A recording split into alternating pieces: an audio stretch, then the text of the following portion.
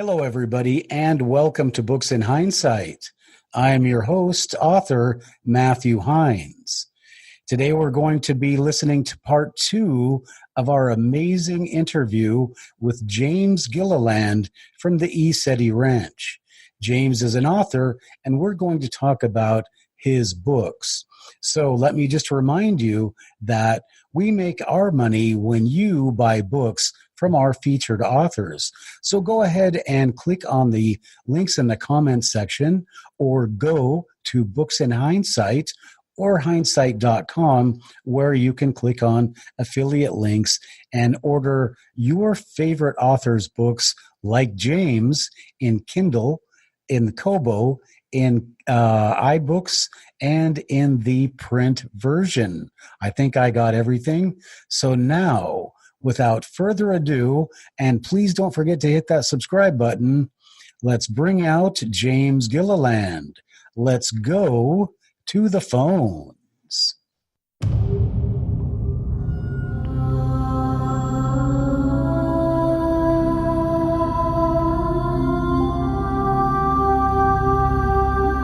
Welcome to Books in Hindsight, the only podcast where hindsight is always 2020. And we explore the great books, works, and ideas of the century. Now, here's your host, teacher, and author, Matthew Heines.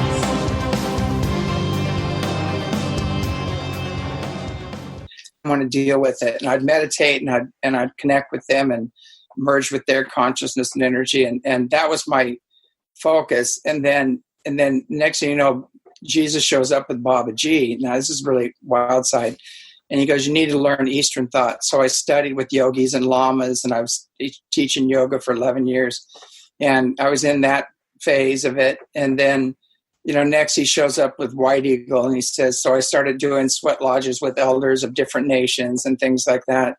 And then, so they made me, didn't make me, I agreed to it, but they came to me and they said, you need to learn all the cultures, and what I realized from that is like, we're all doing the same thing. Everybody has different names for different levels. There's different masters, but the universal truth is within all of them. And it's just all about being kind to each other and being kind to the planet. That's the bottom line. It doesn't have to get really complicated. Exactly. And, I mean, when you get right down to it, when you're talking about every culture has the golden rule. Mm-hmm. And, I think, when you get to religion, I think when you get beyond that, because it seems like that is the basis of all religion, but they seem to want to, at least a lot of them, stray away from that the very first thing. In order to the foundation, they get away from it, and that is the main problem. And the thing about the Pleiadians and these other beings, they've transcended all culture and religious programming. They're beyond that, and they're in universal law, or they're in the unified field, whatever you want to call it. And they're extremely enlightened beings, and they know our history from the very beginning. That's why they're a threat. They know our real history. They know who did what throughout the history. They know the origins of all the different religions. And they also have free energy and healing technology beyond our wildest dream, which is a threat to, the energy and the medicine corporations, things like that. And that's the real problem, is that they've already given us all we need. I mean, I know where countergravity, not just anti-gravity, countergravity motors are. I've held free energy devices in my hand that the size of a pipe plate, a small pipe plate, with 9 coils in it. Each coil puts out 25,000 watts. I've laid on magnetic light tables, and had a communication between my blue body, which is the whole and healthy perfect self, realign with my physical body and reprogram my DNA. I know where all this technology is. There's 2 problems. One is getting funding from people that are not going to control it and screw it all up and mess it up. And 2 is the people that do have the funding, finding somebody conscious enough, because a lot of people that have the money don't want these things out, because that's how they made their money. The war and disease profiteers, all those guys, they don't want this out. They want to keep people enslaved through dependency, and they don't want this to come out. And luckily, that whole crew is falling. They're imploding right now with the incoming energies that are coming in. So all this is going to come out. It's all coming. I'm a nuts and boltser too. I'm a show me person. I don't, people tell me stories and I go, well, that's your story. And I can't say it's real or not real. That's your story. And I don't disbelieve in you, but I can only talk about what I've experienced and what I've held in my hand. And I know, and some of my experiences are multidimensional, and that's all I can talk about. But the others are stories, and they're just somebody else's story. That's all I can say. Yep. And you have spaceships to back up your. Yeah. I have the footage. I have the witnesses, the photographs, and the video to back it up. So. Well, okay. So now having said all that, now we need to go full circle, go back to your original near-death experience, and we're going to encompass basically your life, James. You had a near-death experience. You had the option, or they said you could come back, and you'd experienced all this love, and I want to go back and I want to have this love there, but that's not going to happen here. But you came back and you said, we're gonna have the same thing here, and now you've done you're doing your mission, you're on your ranch. And so do you find, as you have people coming to that ranch searching, they probably want to know when the world's going to end. They want to know where we're going. They want to know everything that you can't do. And you're connecting with extraterrestrials and extra dimensionals, and you're interacting with the U.S. military, I guess, on some level. Are you not just surrounded by darkness, and isn't that just eating you up inside? Pretty much. Yeah, they're playing all kinds of games. Everything from pretty nasty chemtrails to psychotronics to trying to fake us out with fake stuff, technology. It comes to the territory. And what's really weird is that I don't have any secrets. If they want to come and talk to me, I'll tell them everything I know. And it's all about getting back in line with universal law. In the interest of national security, we really need to align with the benevolent ones, because the ones that are not benevolent really need to be held in check, and we can't do it. We don't have the technology to do that. So that's what I tell them. Look, I'm working for you guys. I'm working for the planet, for humanity. And I'm here to educate people about what's really going on, and I'm not your enemy. And they finally realize that, because we've had every agency, NASA, everybody's come out here, triple PhD Boeing engineers, have all come out here, and they've seen the ships, and they all say they know what we have. They know about our back engineering hardware, and they said these aren't ours. We don't know who they are. Mm-hmm. Okay, and do you find? I don't want to ask you a question that you can't answer, but why do we pick the dark side? Why do we have to get the technology from the beings that aren't benevolent? Why do you think we do that? Well, mainly because we had a choice at one time. We could have gone with the benevolent ones, but there's stipulations in it, and they said, "Look, we'll give you this technology, but you got to end your nuclear program. You've got to choose peace, and live under universal law and move in that direction. And we'll help you all the way, but we're not going to give you the technology because you'll destroy yourselves with it." And another group came in and said, "Hey, we'll give you the technology. Just let us experiment on a bunch of your people and do some genetic experiments and things like that. And we'll just give you the technology." Well, at the time, there was all these Cold Wars going and things like that. And whoever had the best technology wins the war, basically. That's what it's about. Atomic, bombs taught us that one. So basically the powers that were, went with that program because that's all they knew. They, hindsight, if they had hindsight, they realized it was a bad mistake. But thank you for plugging my website. Yeah. So basically, they realized that was a very bad mistake. And now they are realizing that, and they're realizing that it's a good idea to start aligning themselves with the more benevolent ones, the spiritually and technologically advanced ones. And But the problem with that is, in doing so, they have to weed out the dark hearts and the ones that, they can't really come forward and say, oh, by the way, we've had contact since the 30s, basically. And we've made some deals, and they got to experiment on a bunch of you, and we allowed them to do it, and we can't control it. And it's gotten out of control, and there's nothing we can do about it. I mean, nobody's going to come and say that, especially the generals. So they're going to try to cover all that up and realize, but now it's starting to come out that we need to reevaluate that whole thing and start aligning with the benevolent ones. And if we are to continue as a species and survive. Okay. So James, do you get a feeling that, is there somebody, because we can't ask anybody else this. Is there somebody writing the rule book?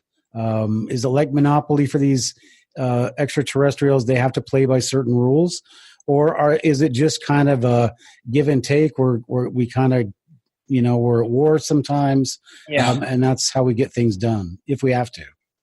Well, basically what it is there is a prime directive. Star Trek talks about it, and the benevolent ones, the whole prime directive is not to interfere. They don't want to create a dependency, and they've decided over the years that was the best path. But the problem with that is that the ones that didn't operate under the prime directive totally interfered and kept manipulating and kept influencing and taking the Earth down a very dark path. And so it got to the point now where they said, wow, we can't. I saw this meme the other day. It was really funny. And it said, you think the extraterrestrials are sitting up there in loving amusement watching us? And then all of a sudden said, holy shit, we got to get down there. And that's basically what happened. Like they're watching us evolve. And I was like, oh my God, we have to intervene now. This is really going bad. It's going in a really bad direction. And it could end up in total collapse and no evolution anymore, So they've had to take the gloves off now, and they are coming in and intervening. So James, you definitely say there is intervention going on right now. There's been an intervention for a while. It was very deep rooted in the earth. There's a lot of underground bases, a lot of things going on that were despicable as far as human experimentation and things like that. And it was getting so bad that they came in and just started cleaning house, and they said, enough of this. And so I tell you what, this is going to be a hard time for some people are going to get really upset by saying this, but almost all the world leaders right now are having contact with Pleiadians, with the benevolent ones. And they're doing a game. They're kind of playing a game, but there's a bigger picture going on. And the bigger picture is to reestablish universal law. And on one level, that would be to reestablish the Republic and the Constitution and the Bill of Rights and things of that nature, which kind of align pretty much with universal law. On that's the level we're seeing it, but we're taken over by the dark hearts, and so they're reestablishing that right now. But almost all the you're hearing all these stories and news stories and everything else, and behind the scenes, these higher beings are working with Putin, they're working with Trump, they're working with China, they're working with everybody. The Golden Dragon Society, they're working through them. And there is something coming. It's really good, but it's going to be extremely resisted by the dark hearts and what you'd call the deep state and all those other things, Okay. I don't like the political part, but that's just how it's expressing. Okay. And, to go back to my question about why, you came back to a earth that is just full of darkness, and you talk about a universal principle, and I think there's also a universal principle. And you see it in the Tao, you see it in good and evil, that you must have negative and you must have positive in order for any system to work. So I wonder. There's a difference, so I can explain that. Okay. Negative and positive are charges. And negative isn't bad, it's a polarity. And so you need the polarities for creation, positive and negative. Positive isn't good, negative isn't bad. They're just energies. For creation, you have the male, female, yin, yang, all that's what they're talking about. There's a really big difference about that behavior and actions outside of universal law those aren't necessary. But it's hard to explain, but there is karma, there's action reaction.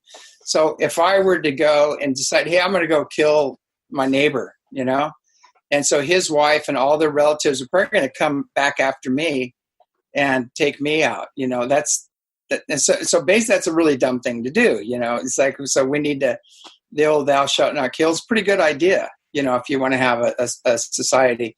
And then, but James, let me throw, since that's kind of a philosophical issue, but look at it like this: what if you create an enemy on the outside, and then everybody is scared of the enemy, so they're all good, right? So yeah, that's what I mean. I could go further with that, So like the Christians have to demonize the Muslims have to demonize the Christians, and all that stuff, and that's all. There's never been a holy war. There's no such thing as a holy war. It's always been one king or one leader wanting what another leader has. And then they invoke the religious heads to demonize that other group, and then they went to war. But they were never inspired by God. There's no such thing as a holy. Yeah, I think it's a very simple concept, I think, and that is that it's the concept of scarcity, that you keep all the wealth to yourself, no matter if you're a king or the government, and you or a banking institution, and you just keep people, because that's how you get people to work at McDonald's and join the army, because if everybody had what they wanted, nobody would do anything. I think that's the rationale, but what I think you're talking about is this crazy idea of, if you do things for the good of all, whether you're working at McDonald's or developing a cure for cancer, it's not about money, but it's a cure for all.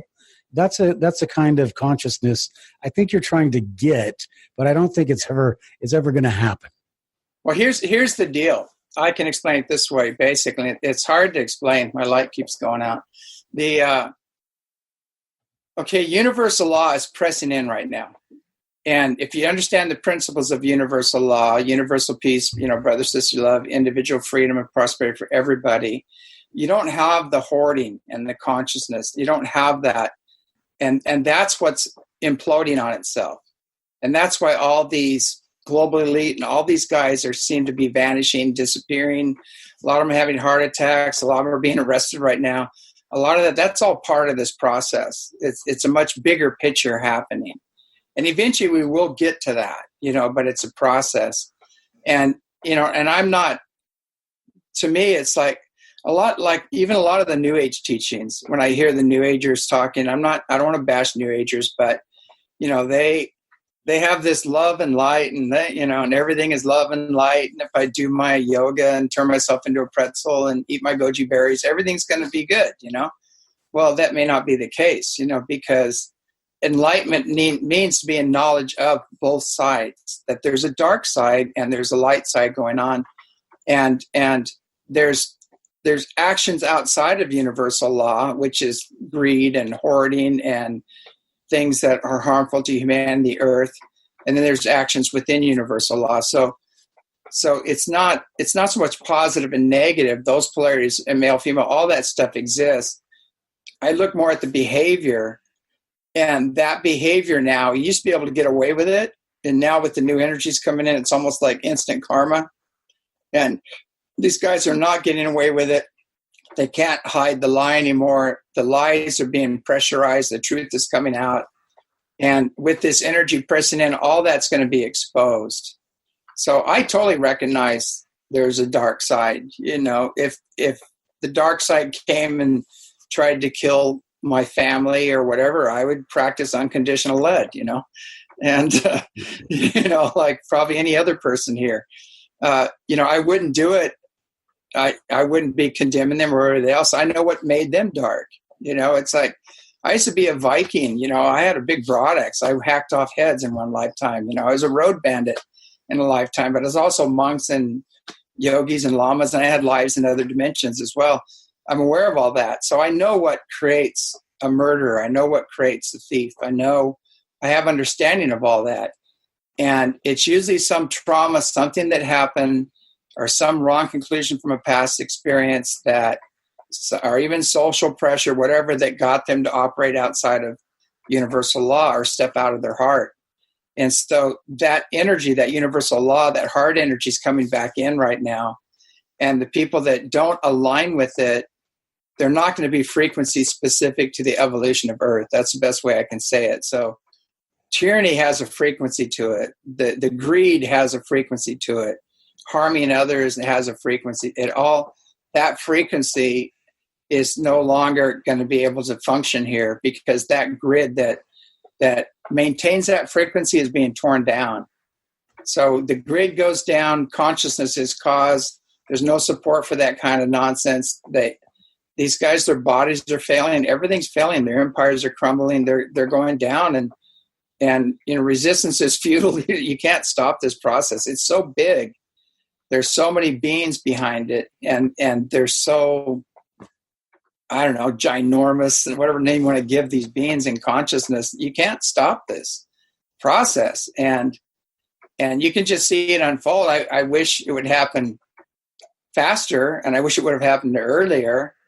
And I constantly reevaluate that decision to come back. I go, what was I thinking at times? And we're just so dysfunctional right now, but we're being put back on course, basically. And we all got to own our crap. Everything's coming up, and we got to own it, and be accountable, be responsible, clear it, fix it where you can, and try to behave ourselves, basically. Okay, James, do people, I'm not asking you, please don't answer the question, but just, do people try to get political with you? I don't want to know anything about your political views, but do people get political with you down at the ranch? Oh, yeah. Yeah, all the time. I mean, I've had people just flip out on me because I see the big picture, but ultimately what I want to see is a council of grandmothers running the planet that are hooked up to a galactic council. That would be the ideal situation. I see, there's good people in both parties, Democratic, Republican. There's good people on both sides. One side has actually fallen, I think, a little more than the other side, and it's become so corrupt. And I know about all the pedophile stuff and all the other stuff going on. I'm fully aware of all that. And Mary is very upset about that. Mary and the divine feminine energies, they're coming in with a bat right now, and that's all going to be exposed. And if you take down the pedophile network, you're going to take down a lot of political network as well, a lot of the corruption Do you see that? I really didn't want to get into this either, but is that just Baal worship? I don't know how you pronounce it. Baal? Is that just worship of Baal? Oh, those guys? Well, it's satanic worship or Baal. Yeah, they're into sense gratification, basically. They're totally outside of universal law, and they're not in service. They're into self-service, and the sense gratification takes you to a level of decadence that's beyond imagination, and that's where it's at right now. And most people can't handle the truth. If they knew how dark it was and how depraved what was going on, within all the music industry, the movie industry, the political programs, even the religious institutions, people couldn't handle that. They couldn't handle the truth. Most people can't. So there is a cleanup going on, and eventually people will hear the big picture and understand the whole truth. But a lot of the people, they have these idols, and their idols are nothing what they portray them to be. Right. You just have to watch an NFL football game and you see all that going on. So, James, I don't want to take all of your time. I just have a couple of questions that I would like to ask you. Okay, first, the first ones are kind of personal. Do you think that because you're talking about other dimensions are pressing in on us, I can't get anything done anymore? I mean, I can do like 3 things in a day. Do you think the time has been sped up somehow and the clocks are actually, do you think that things are moving faster? Yeah, there's a compression going on, and a time compression. And at the same time, we're almost being forced to rest, to take time off. And our bodies are really detoxing, trying to adjust to these new energies as well. So we have to drink a lot of water, fresh water, make sure you don't have fluoride or the other crap in it. And change our diets, and we need to take our shoes off and recalibrate with the earth, walk on the land, and get out in nature. I tell people when I'm on all fours in the garden is when I feel the strongest. I really feel connected, and I'm not saying run around on all fours out there, but we just need to get recalibrated with the whole planet is going. So we have to adjust to the frequencies, and those are ways that'll help you to adjust. Okay. Next question is, I have a book called Deceptions of the Ages, and I had somebody read it, and they sent me a letter. They sent me all this information, and they said, you are a Pleiadian. And at the time, I didn't know what that meant. So would it be possible, I don't think I'm really a Pleiadian because I was born here on Earth, and I've never had any real extraterrestrial contact. Could that be possible? Yeah, I can tune in energies right now, and you have more of an Orion connection. And they're planetary liberators. So on a soul level, your soul is more Orion than it is. The Orion Council of Light are big players here in liberating the Earth. And so if you look at the nature of your work that you're doing, you're here to enlighten people, to liberate people, all of that stuff. The Pleiadians do that as well. And you could very well have lifetimes there, but you do have a really strong Orion connection. And there's a lot of misinformation about Orion. Everybody says the Greys and all the crap. Orion's a big system, and there was a lot of wars there. And the beings, the Orion Council Light, those guys are just like us. They're just a little more advanced, a little taller, and they're just like us. And they went through all the wars and were victorious. And they're the best ones to help us now to liberate the Earth, because it's the same group of characters that are messing with the Earth right now. Okay, because I had read a book one time about there was a bunch of alien experiments done in Midwest, like around Utah. I was born in Utah in '64, and maybe I shouldn't have said that. Now people know my age, but anyway, yeah, I was and I kind of had like these people would kind of be in my room sometimes and tell me to get back in the bed, but they weren't humans, and they just freaked me out, and I didn't know what it was, and I'd go and check the door. But anyway, then I read this book. My aunt gave it to me, and it was about this guy that had he was in England, and he was in the Air Force, and they said that they had done a genetic, like they put genetic material into all these people, knowing that some of them would end up in the Air Force that could do that job. So I often wonder about that, because I'm so odd compared to the rest of my family. So anyway, so that's the probably tinkered with. There's a lot of upgrading that went on. I don't know if it would necessarily be an upgrade. Yeah. Well, there's both going on. Depends on which group was messing with you, but there's been a lot of upgrades with it, with genetic material from other advanced civilizations that have been helping the Earth, to go to this level. And then the problem is there's also the other guys are going to try to stop that, and they're going to interfere with your evolution and interfere with your spiritual evolution especially. And they'll come and really screw with you, even at a young age. They'll try to terrorize you and keep you from opening up to other dimensions and things like that. So, and I talk about that. I kind of talk about who's who and what they've been up to in the past.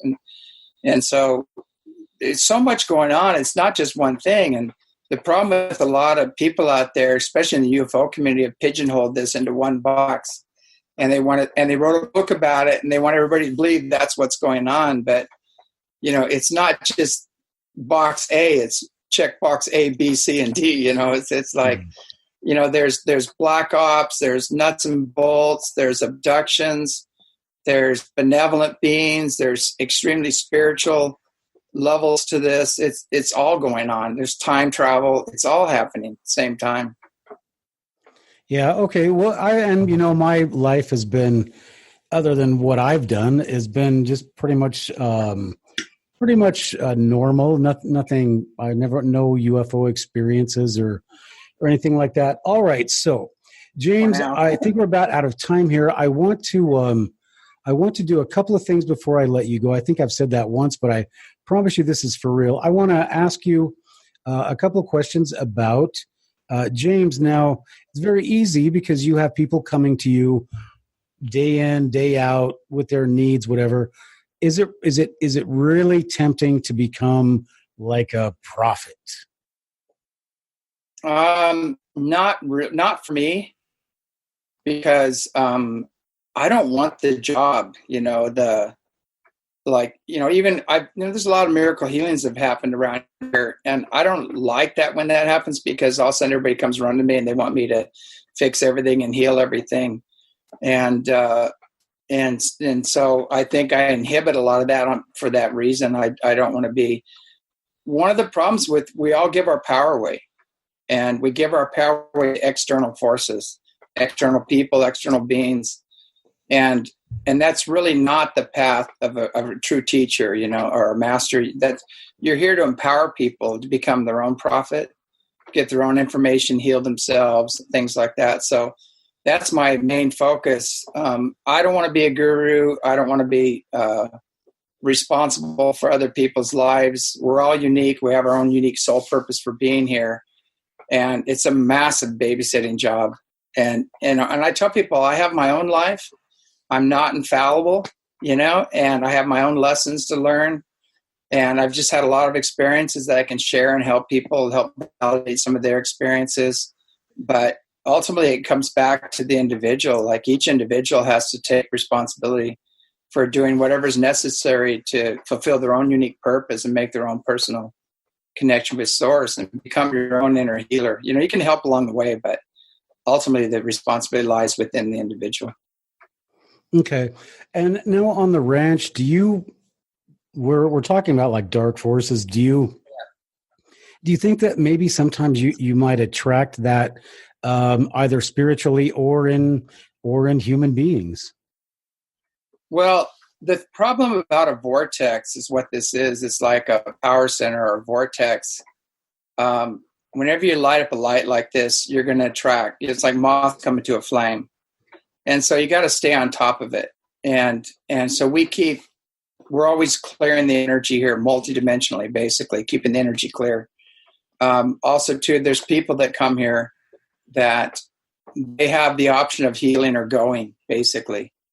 And I'm becoming less, and I hate to say it, but I'm becoming less and less tolerant of the ones that don't want to heal, and want to create a huge drama and bring everybody else into their drama. Lately, I'm just going, own it, just stop, you don't need to gather all these people around to create a coup or whatever you want to do, or against somebody or something. Just own your stuff, heal it. If you want to heal it, I'm with you 100%. If you want to continue in this path, then make space for people that do want to heal. And that's where I'm getting to right now, because we don't have time to babysit this stuff anymore. It's too big a job, and I can't trespass on free will. I can't force somebody to heal. There's nothing I can do if people want to. The same thing with skeptics and things.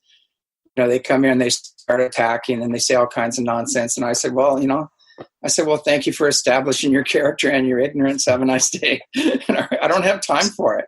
Yeah. I'm sharing information with you, and it's all validated with physics. If you want to go there, I can go there too. But I don't have time for the nonsense, the name calling, the power struggles, and everything else. It's just they just bore the hell out of me, basically. Okay, and do you think that you're going to write any more books in the future? Boy, good question. My future is probably be on an island somewhere, in a little hut, eating fresh fish and paddleboarding and fresh vegetables. I don't know. I don't know what I'm going to do right now.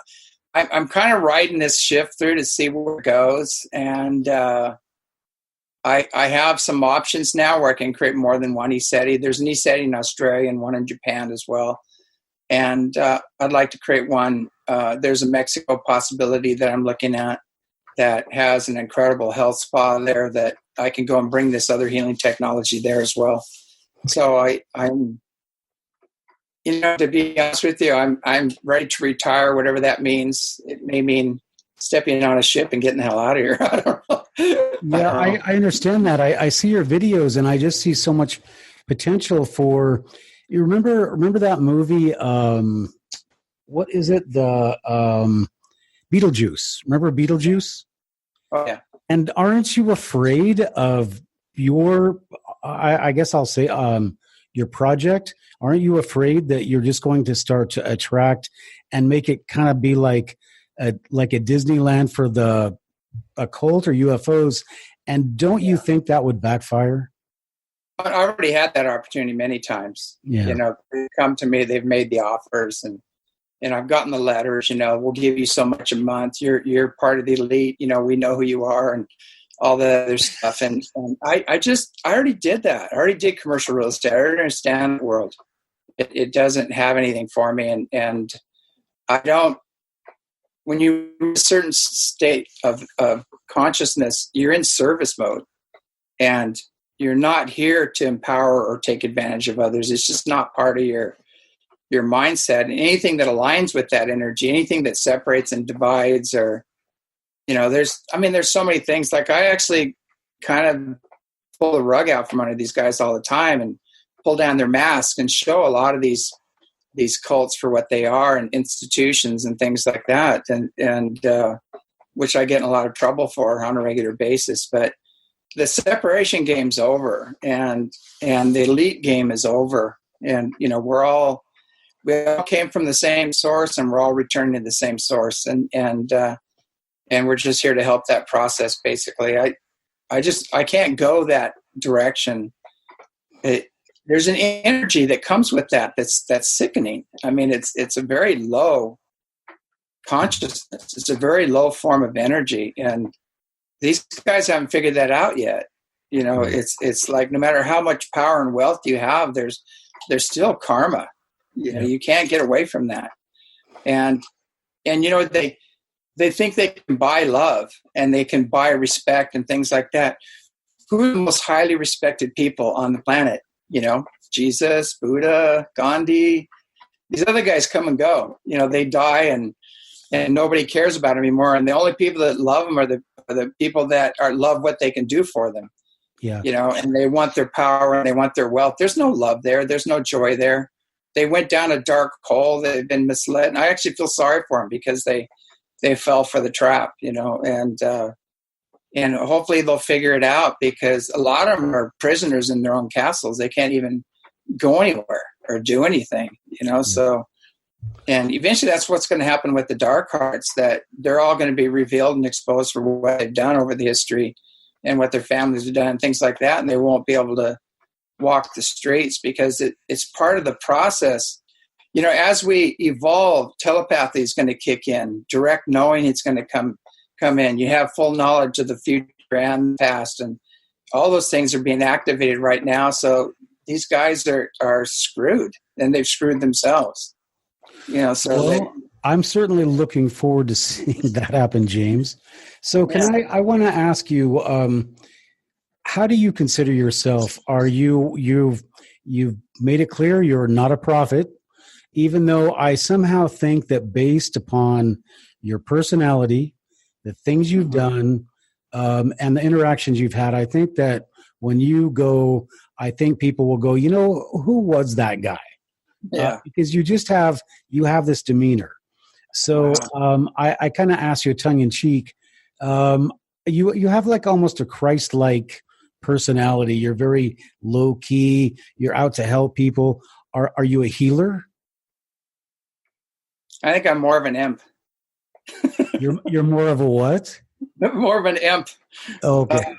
No, I studied with some very beautiful people, and a lot of my teachers were women, actually. But some of the lamas I studied with were hilarious, and they had a hilarious sense of humor, and it was pretty unlimited too.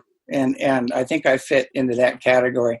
But and they use it to teach. They mess with people and push buttons and things like that, and they use it to help people, evolve and heal and things like that. And I think, I don't know, somebody said I was a cross between Jesus, Santa Claus, and an imp, and I said, I'll take the imp. It's a lot less, there's a lot less responsibility there, So I don't know. I can't really define myself because, when we have these big conferences, they give me the name badge and I put nobody on it. and nobody's an amazing place to be in because there's nobody to argue with. There's nobody to, people don't realize becoming nobody, you become everything and everyone. And so rather than be trying to become somebody and separate yourself from everybody else and climb this false ladder of success that they create, try becoming nobody.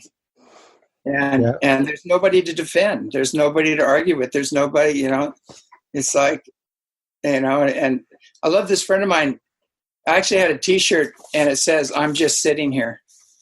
And so a lot of times I'll put that t-shirt on and there all these dramas are going on, everything around me. And I just go, look, I'm just sitting here, and that's the thing is that we need to realize that it's like Einstein said, this is all an illusion, albeit a very persistent one, but it really in the big picture, it's don't sweat the small stuff. And according to your God self, it's all small stuff. So, that's the way it's really hard for me to get caught up in all the other stuff anymore. I just.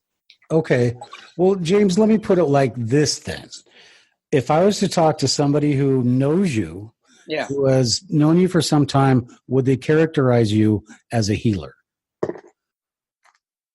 Probably. I'm not the MD, not I went to Harvard Medical School healer, but do you heal people, like spiritually, physically? No, people heal themselves, and it's between them and Creator what happens. I just create a conduit. And because I've had the near-death experiences and everything else, and I've done counseling for 30-something years, I can access people's blocks and wounds and traumas and wrong conclusions of past experience, and I can access them in past lives and childhood trauma all the way through, and then clear those energies out. So I remove the blocks so people can heal themselves, basically, and I don't even do that. It's their own higher self that does it. I'm just a conduit.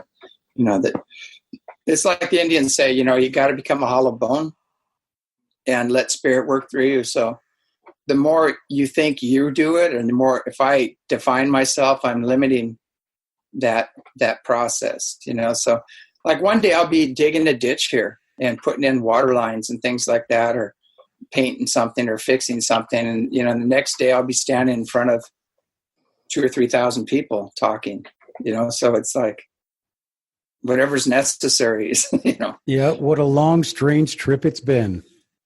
I like the ditch digging better, to be honest with you. Yeah, exactly. Yeah. It's more fulfilling. Yeah. Dirt doesn't argue with it. It doesn't have an opinion, it just moves out of the way. I think that fulfilling thing had a pun in it somewhere. I'm going to have to rewind when I'm editing this. All right. So James, I think that, you've dodged my question again, but I'm just going to have to say that I think you are a healer. And the next one is, are you a teacher? Boy. Well, I'll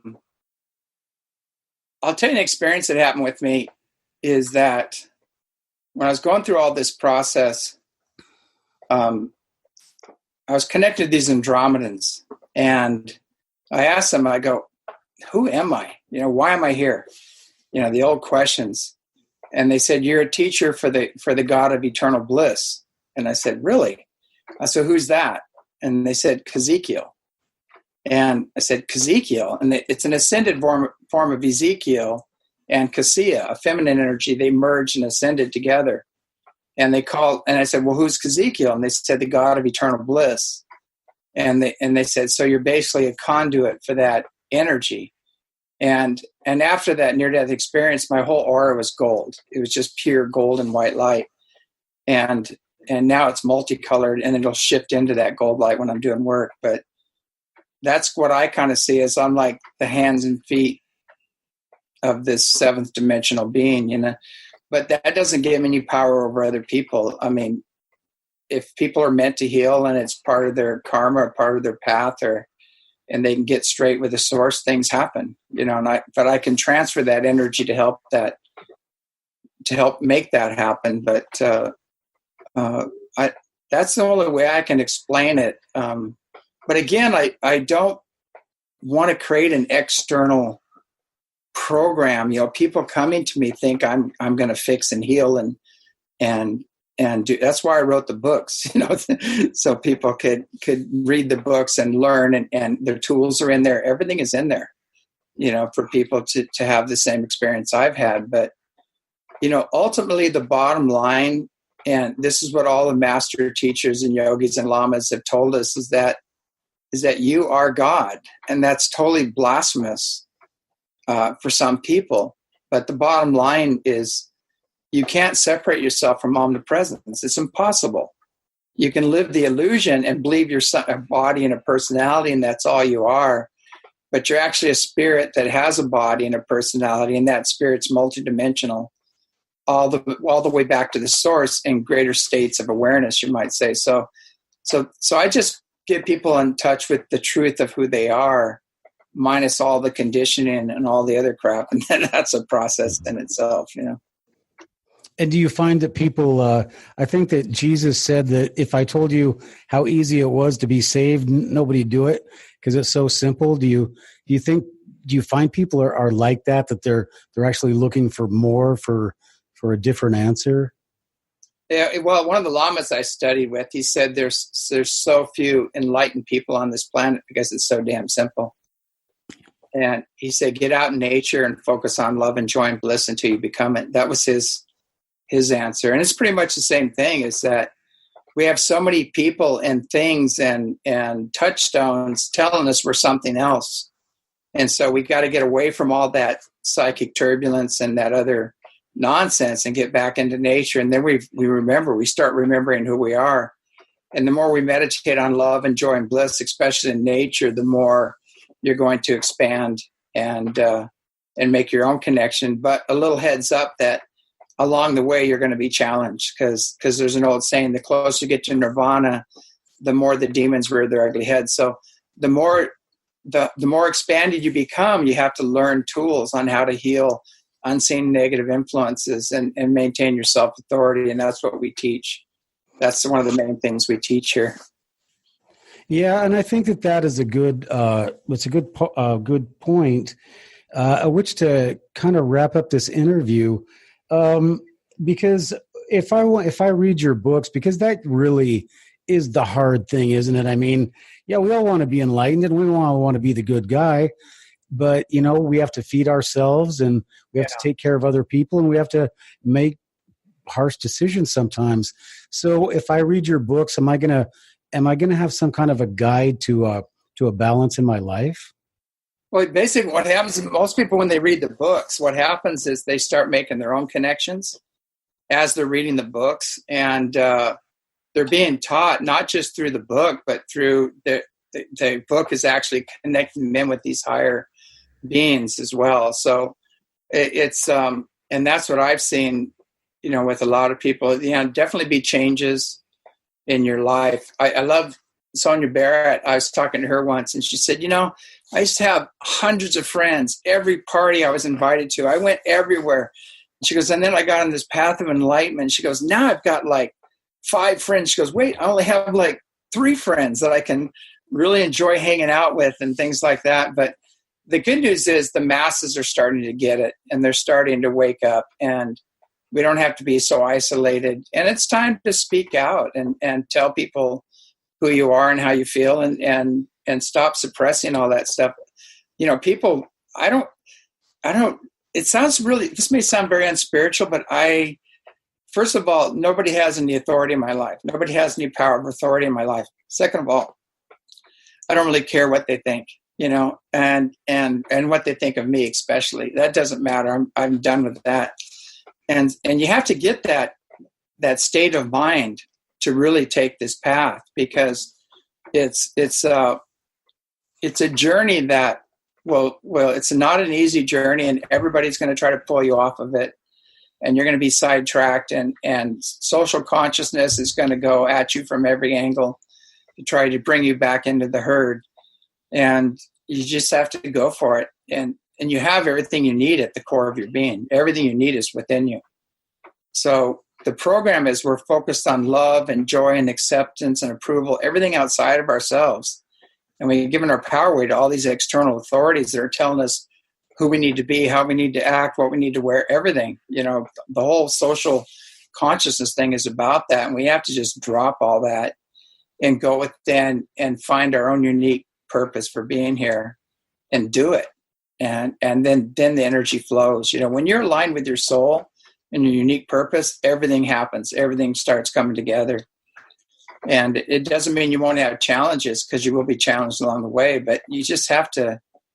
One guy, I love what he said. He goes, you know, the only way I can stay on this path is just, I don't give a shit what other people think. Yep. And he said, that's the only way I can maintain my path and maintain.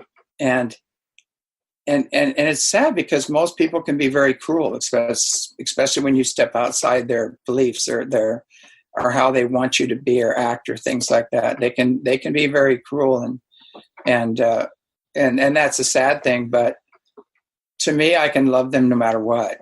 I found that place of loving detachment where I have no attachment to how they feel or believe or whatever, and there's no conditions to that. And I could just hang out in that space, and it comes from going within and not attaching to things outside of myself to make me happy or need other people's acceptance and approval. And that's the end goal, I think, is to get to that space. Yeah, and that's a very Hindu kind of outlook on life. And I'm sure if you, I know you have a kind of a darker look on Christianity, but there are certain aspects of it that you understand that are actually so much like Buddhism. And they do. No, I don't. I love Christianity if people will actually follow the teachings of Jesus. Yeah, but the problem is, again, it's just in money. It's a profession. So throw out the Old Testament right away. Just forget the Old Testament. Throw it out. That was a jealous, wrathful God. That was an entity that was not very kind to humanity. That's a real psychic wound on humanity, and we need to just forget that, and just get the red letter edition. Get a Bible with the Apocrypha that has the real teachings in it. And then you'll start to realize that all of that connects in with all the other religions. Yeah, because it just, like you mentioned, the Council of Nicaea, they did everything they could to leave all the good stuff out and keep all the control stuff in, and basically they made it the old Egyptian religion. So exactly. Well, James, I would love to sit and talk to you for hours and hours, but I know your time is valuable, and you're really doing me a great favor. And so I'm going to close off this interview now. I would just like to remind everybody that James' books, we go from Becoming Gods, Annunaki Return, Reunion with Source, and then Becoming Gods has, I believe, 2 editions, James? No, Reunion with Source is the first book, and then it says Becoming Gods 2 because there used to be Becoming Gods 1. I had to change that to Reunion with Source. So basically it's Reunion with Source, Becoming Gods, and then the old one says 2 on it. That's been changed. And then it's the Ultimate Soul Journey, and then the Annunaki Return. Okay. And all of these are available on Amazon in Kindle and in print form. Also available on iTunes for your iPad, and available in for KOBO's Nook or KOBO's readers. So you can get all of these books. And I really, if you don't read another book for a long time, I encourage you to pick up one of James' books, because his experiences are so amazing. And his, just listening to this podcast is probably one of the most enlightening things you could do. But to actually have access to his knowledge and his wisdom in his books is really something. So, James, I thank you again. I really cannot thank you enough for being on booksinhindsight.com, which is where you can see the podcast. But thanks for being on Books in Hindsight. And it has been such a pleasure. You are an amazing man, and it is just awesome to be able to talk to you. Oh, thanks for having me on the show. And send me a link to that, and I'll put it out over our newsletters and everything as well. Okay, I will do that. And all of James' books, the links to those are going to be in the comment section of this video on YouTube. And you can, of course, get his books on Amazon, et cetera, et cetera. All right, James. Well, it is just awesome talking to you. You're a great one. And hopefully we'll see you for another interview some other time. All right. Thanks for having me on the show. Thank you, James. All right. Take care. And all right, everybody. Well, this has been Matthew Heins for Books in Hindsight, and we'll see you next time. And I just want to encourage everybody, get out there and buy one of James' books, and please, especially all you kids out there, keep on reading.